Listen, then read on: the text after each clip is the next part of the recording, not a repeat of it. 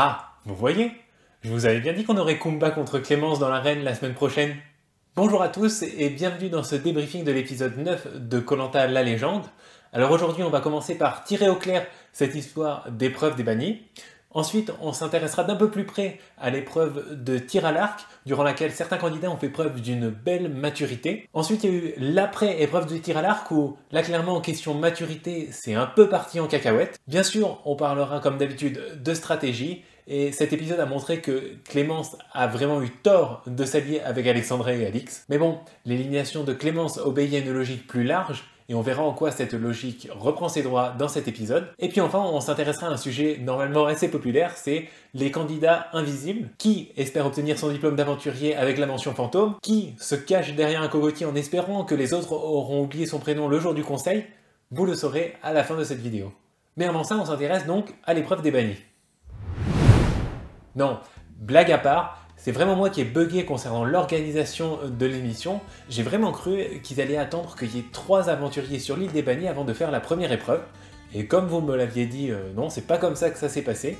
On a donc eu l'épreuve entre Namadia et Kumba, une épreuve où il fallait constituer une ligne avec différentes pièces de bois. Denis a même parlé de continuité, du coup ça m'a rappelé les heures les plus sombres de mon année de terminale. Et donc élimination de Namadia. Alors d'un côté je suis très déçu parce que c'est un aventurier que j'appréciais beaucoup, je trouve qu'il mettait bien l'ambiance sur le camp tout simplement. Mais d'un autre côté je suis content parce que ce que j'avais prédit dans la vidéo précédente s'est réalisé. Donc en fait, je dis n'importe quoi, je fais n'importe quoi, ensuite ça passe sur un énorme coup de bol, et comme ça, je me prends pour un génie. En fait, je suis un peu comme... On enchaîne avec l'épreuve du tir à l'arc, où, à mon sens, le niveau a vraiment été légendaire. Alors, pas forcément légendaire parce que les tirs étaient particulièrement précis, mais tout simplement pour ce qui s'est passé autour de cette épreuve. Ça a commencé avec Claude et Théoura, qui essayent de mettre un peu la pression à Sam, parce qu'ils savent que Sam va être performant sur cette épreuve, et donc ils se disent, s'ils gagnent, ils essayent de négocier un confort en fait. Ils essayent d'expliquer à Sam que quand même la dernière fois, c'est eux qui les avaient invités au confort, donc maintenant c'est un peu eux qui méritent un confort. Et ça j'ai trouvé ça très bon. Ensuite, il y a eu l'entraînement au tir à l'arc. Dans une vidéo précédente, j'avais mentionné le fait que je comprenais pas bien pourquoi les candidats cachaient pas plus leur jeu dans cette phase d'entraînement. Et ben là, question je cache mon jeu, on peut dire qu'on a été servi quoi.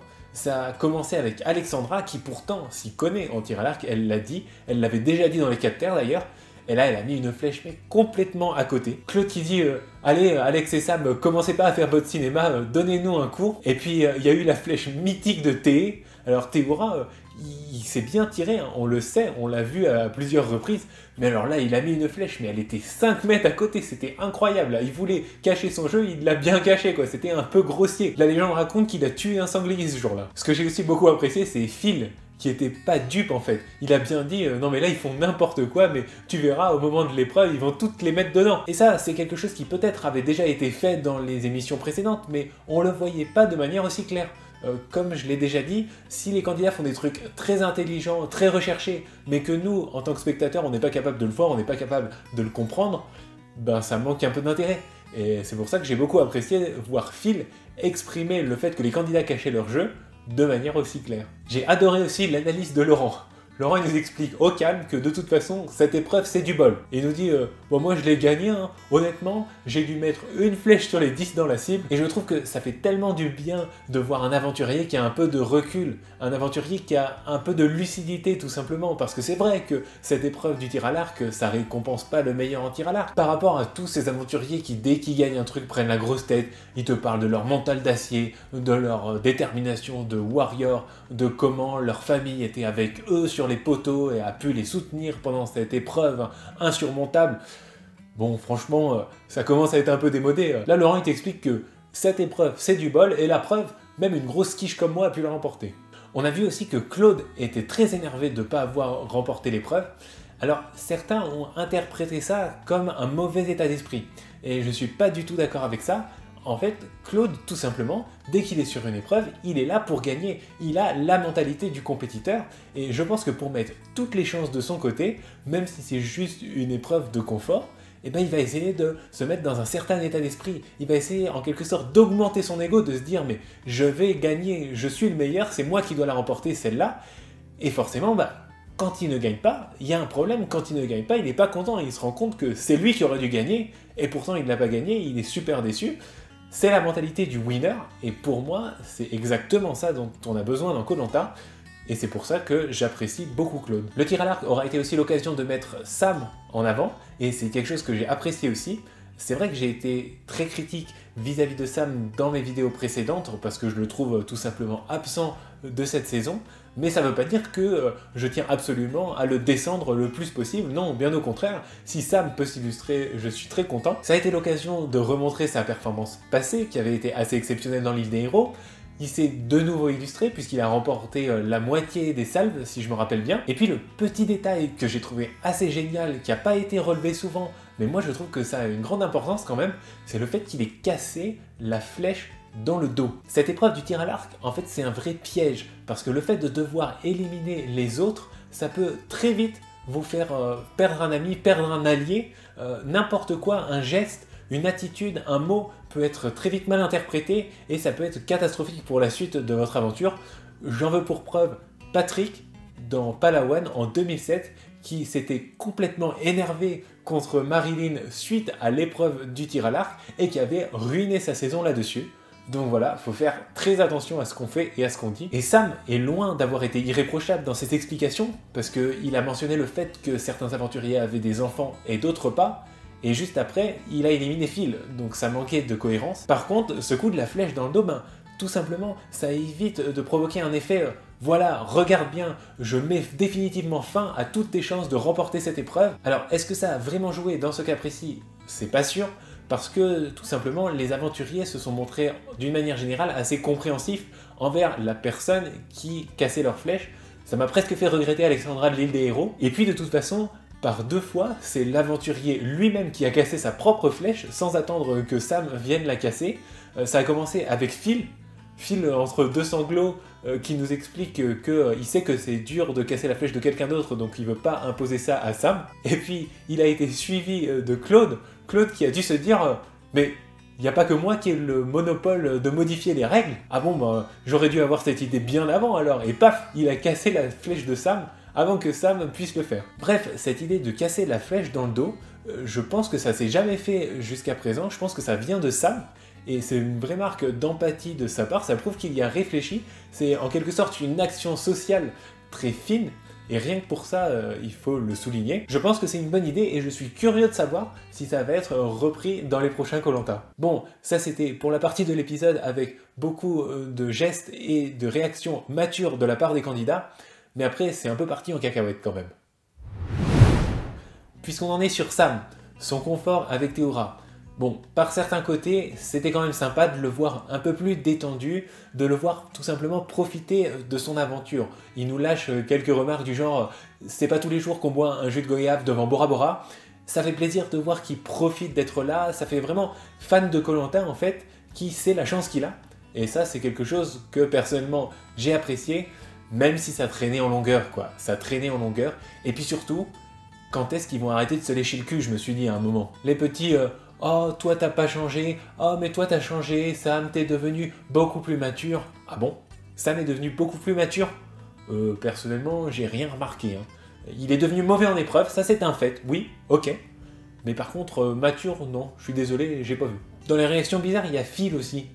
Phil, il arrête pas de pleurer pour un oui ou pour un non.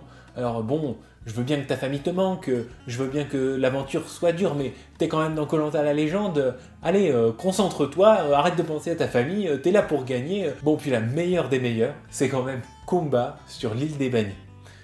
Elle a quand même dit quelque chose de malin, c'est que quand Namadia est arrivée, elle a fait remarquer qu'elle comprenait pas pourquoi les autres n'avaient pas tout simplement divisé les votes. Et c'est quelque chose qui a été remarqué par Myriam Guérin dans les commentaires. C'est quelque chose que j'avais remarqué aussi et que j'avais pas forcément mis dans la vidéo. Mais c'est vrai, ça paraît quand même un peu évident de diviser les votes dans ce genre de cas. Après, de la part de Kumba, parler d'erreurs de débutants, c'est quand même un peu gros. T'es sorti quoi, les débutants ils t'ont éliminé, donc si eux c'est des débutants, toi t'es quoi? Mais ça encore c'est rien à côté de sa réaction lorsqu'Alexandra est arrivée sur l'île des bannis. Alors Alexandra, en début d'épisode, elle a été pas mal chargée par le montage, comme l'avait été Kumba d'ailleurs, quand Kumba avait trahi l'alliance des filles. Là, Alexandra, ça a été un peu la même chose, mais ce que j'aime bien avec elle, c'est qu'elle assume.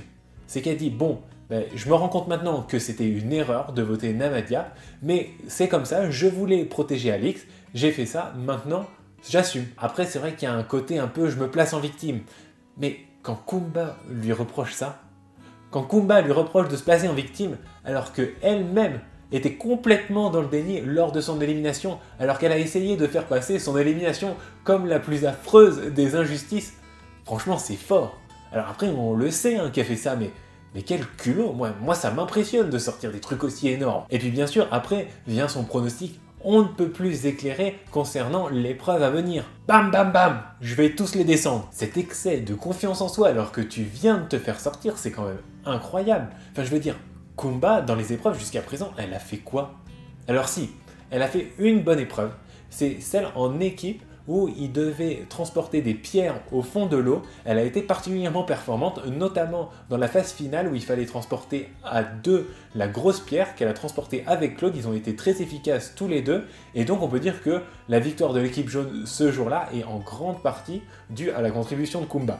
Ok, mais à part ça, Kumba sur les épreuves, c'est que dalle en fait. Alors qu'en face, vous avez Alexandra qui a un côté un peu naïf, mais on l'a vu, qui est capable de sortir de très grosses performances pendant les épreuves. Rien que dans cette saison, elle a montré par 2 fois qu'elle était capable d'avoir une très grosse résistance physique, que ce soit dans l'épreuve où il fallait maintenir des sacs en l'air, ou lors du paresseux évidemment. Et puis il faudrait quand même rappeler son efficacité redoutable sur les épreuves de logique. Franchement, si l'épreuve dans l'arène est une épreuve de logique, moi je donne pas cher de la peau de Kumba. Il y avait une épreuve avec Lola, Brice et Dorian où ils étaient tous attachés à des bouts de bois et ils devaient passer au travers d'un parcours, et Alexandra avait pris le lead, elle avait vachement bien vu comment il fallait s'y prendre pour être efficace, pour être rapide, et ils avaient gagné cette épreuve en grande partie grâce à elle. Donc tout ça pour dire, Kumba, c'est évident qu'elle a la mentalité de la compétitrice, qu'elle va rien lâcher, qu'elle va aller jusqu'au bout. Elle a l'esprit de revanche aussi, ça c'est le moins qu'on puisse dire, donc peut-être même qu'elle va la gagner cette épreuve, hein, je sais pas. Mais quoi qu'il en soit, un petit peu de mesure, un petit peu de lucidité dans son propos, ce serait quand même pas mal. Hein. Maintenant, on va parler stratégie, et du coup, Clémence aurait vraiment pas dû s'allier avec Alexandra et Alix. C'est Laurent, au travers d'une facecam, qui plante le décor et qui nous apprend ce qu'on avait plus ou moins deviné depuis le début, qui est que ces 3 cibles sont Alexandra, Alix et Clémence. Avec un point d'honneur sur Clémence, évidemment, parce qu'elle est considérée comme responsable de l'élimination de Namadia. En même temps, éliminer quelqu'un d'aussi agréable, d'aussi apprécié que Namadia, c'était forcément pas une bonne stratégie. Du coup, il y a un espèce d'embryon d'alliance de filles qui se met en place, mais ça ne marche pas du tout, c'est un échec directement, tout simplement parce que les filles ne se font pas confiance entre elles, en particulier Jade qui n'a plus confiance en personne chez les filles, et puis Alix qui est de toute façon sur la sellette, qui veut pas s'exposer encore plus. Clémence, c'est pareil, donc du coup, l'alliance de filles va falloir oublier pour cette saison, hein, parce que vraiment, ça veut pas. Par contre, se sentant en danger, Alix promet à Clémence de ne pas voter pour elle. Ça rassure un peu Clémence d'ailleurs, et Alix lui dit « Non, non, mais t'inquiète, là, tu as sauvé mon aventure en me donnant ton amulette, je pourrais jamais faire un truc pareil, je pourrais jamais voter contre toi. » Ben, est-ce que vous croyez que ça la dérangerait le jour du conseil?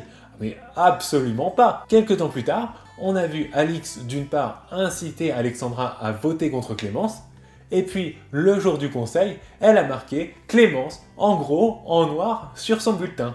Au calme, sans pression.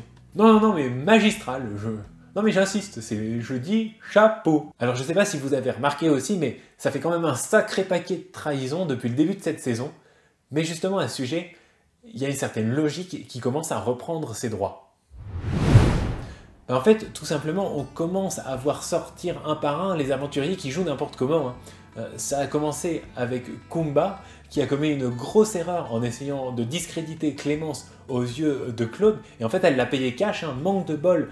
Clémence s'est retrouvée avec un pouvoir énorme à la réunion des ambassadeurs et en a bien profité pour éliminer Kumba. Ensuite, il y a Alexandra, assez adepte aussi du retournement de veste depuis le début de la saison.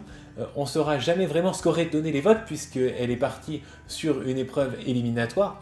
Mais ce que j'avais remarqué, c'est que durant l'épreuve éliminatoire, quand elle était en face à face pour la dernière place avec Christelle, les encouragements allaient majoritairement à Christelle. Alors, on peut interpréter ça de différentes manières, en particulier on peut dire que c'était lié au fait que Christelle était en retard à ce moment-là, elle avait du retard à rattraper donc qui soutenait l'outsider en quelque sorte. Mais pour Alexandra, on peut aussi dire qu'il n'y a pas vraiment lieu de s'étonner. Quand vous manquez de constance à ce point, forcément, au moment où vous êtes en difficulté, vous avez du mal à vous trouver des alliés. Et puis ensuite, l'élimination de Clémence, c'est pareil, moi je suis très déçu honnêtement parce que c'est une aventurière que j'appréciais beaucoup, mais il y a une certaine logique. Alors, bon, c'est bien joli de dire ça maintenant, c'est vrai que je suis le premier à avoir dit que s'allier avec Alix et Alexandra, c'était la seule solution qui s'offrait à elle. Donc voilà, la vidéo est là, il n'y a pas de souci, je l'ai dit, je me suis trompé. Ceci dit, j'avais quand même assez rapidement changé d'avis justement en lisant les commentaires, et là je m'étais dit, ah ben oui, il y a quand même la solution d'essayer de se faire discrète quelque temps pour laisser Alexandra et Alix se faire éliminer avant elle et espérer que la situation dans le camp réunifié aura changé d'ici là. C'est quand même un peu dommage parce qu'elle avait justement trouvé un magnifique poulpe, alors c'est peut-être pas grand chose, hein, mais moi ça m'impressionne toujours de les voir prendre à pleine main un truc dégueulasse, gluant, vivant comme ça. Et puis il y a aussi un truc qui m'étonne, c'est que ça fait un petit moment qu'on a vu personne chercher un collier. Et là en l'occurrence, Clémence elle devait bien se sentir en danger, hein, c'est évident, mais on l'a pas vu chercher de collier pour essayer de se sauver. Alors, non pas que la recherche du collier soit particulièrement passionnante pour nous spectateurs, mais ça permet quand même de souligner le fait qu'un aventurier a vraiment très envie de se sauver et donc qu'il cherche sans relâche pendant des heures avec courage. Je pense que ça apporte quelque chose au jeu et en l'occurrence ça fait un petit bout de temps qu'on n'a pas vu de recherche de collier. Mais bon, c'est comme ça, Clémence est éliminée, il reste encore l'île des bannis et d'ailleurs on voit même plus les aventuriers éteindre leurs flammes à leur élimination, donc c'est à se demander si tout le monde n'est pas au courant qu'il y a une île des bannis dans cette deuxième partie d'aventure. Donc voilà, indépendamment de la sympathie qu'on peut éprouver ou ne pas éprouver pour tel ou tel candidat, je pense qu'il y a quand même une certaine logique dans les éliminations récentes. Alors après, la seule exception, c'est Alix. Alix qui gagne encore miraculeusement 3 jours de sursis. Ceci dit, je pense que son élimination n'est qu'une question de temps. D'ailleurs, elle nous fait remarquer qu'avec Alexandra, sa seule alliée a été éliminée, mais j'ai eu envie de lui dire, t'aurais pas pu essayer de t'en chercher d'autres avant, des alliés? Parce que même Loïc, j'ai l'impression, Loïc qui est censé être allié avec elle en raison des 4 terres, la base de la base, c'était quand même d'essayer d'être gentil avec Loïc, quoi. Mais non, apparemment, même pas. Mais Alexandra aura eu au moins un mérite, c'est que, se sentant en danger, elle a permis de confirmer le statut de plante verte de certains candidats dans cette saison. Parce que d'après Alix, qui essaye donc de se sauver, de trouver des soutiens, eh ben Loïc ne dit rien quand on lui parle de stratégie. Il n'a pas d'idée sur la question, c'est quand même un peu étonnant. Alors après, Guillaume Bonnard m'a fait remarquer dans les commentaires que c'était peut-être une stratégie. Et je suis d'accord, ça peut être une stratégie justement de ne pas se mêler aux stratégies. Ça peut même être une stratégie payante, mais vu la façon dont Alix décrit le truc, c'est vraiment pas l'impression que ça donne, quoi. Je veux dire, Loïc, son pilier stratégique, c'était son alliance avec les 2 autres filles des 4 terres, Alix et Alexandra. Mais apparemment, même à Alix, il ne dit rien. Dans un jeu où littéralement tout le monde a des affinités pré-game, et ben lui c'était ça ses affinités pré-game, mais apparemment, même à Alix, il lui a dit « Oh ben moi je sais pas, ça me saoule les jours de conseil ». Donc peut-être que c'est une stratégie, peut-être qu'il dit ça à Alix par stratégie parce que justement il s'est rapproché des garçons et donc qui en quelque sorte il est en train de trahir Alix mais il veut pas lui dire directement.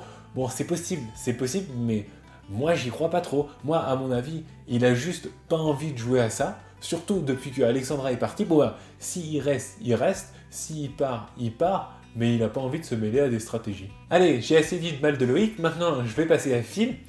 Mais Phil, à part pleurer c'est pareil, il fait rien. Je sais pas ce que Maxime lui trouve. Ça, c'est une des raisons pour lesquelles j'aurais bien aimé être dans le live débrief de la chaîne Space Babies hier soir, tout simplement pour lui poser la question en fait. Je sais que certains aiment beaucoup cet aventurier, mais pour moi là, il est en train de nous faire une non-aventure de A à Z, complètement transparent.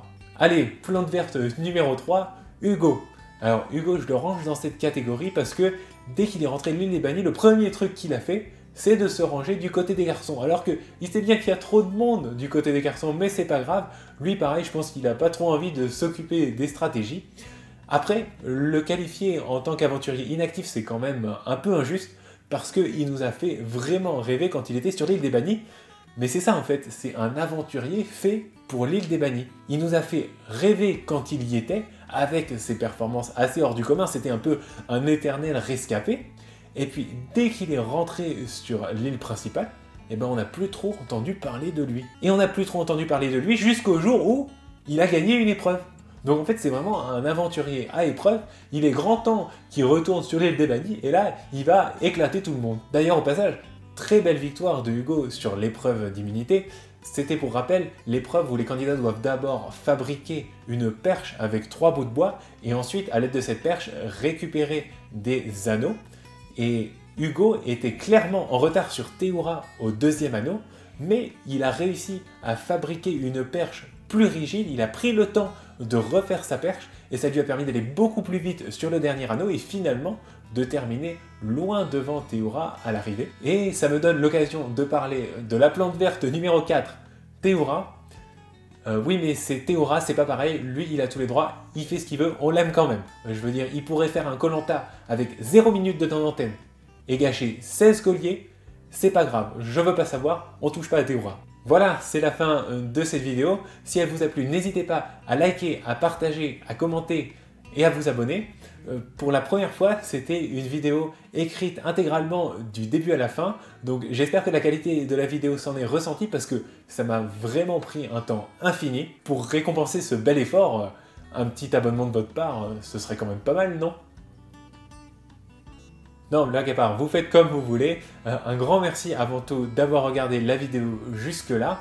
Et puis je vous dis à très bientôt pour la prochaine, d'autant que la prochaine, je ne vais pas attendre le prochain épisode. Ce sera une vidéo spéciale Jade, parce que Jade, ça fait un petit moment qu'on l'a pas beaucoup vue, mais j'ai une pure théorie sur son jeu. Franchement, ça va envoyer du lourd. Sérieusement, cette vidéo, ça va être la Joconde du débrief KL, donc vous pouvez absolument pas louper ça.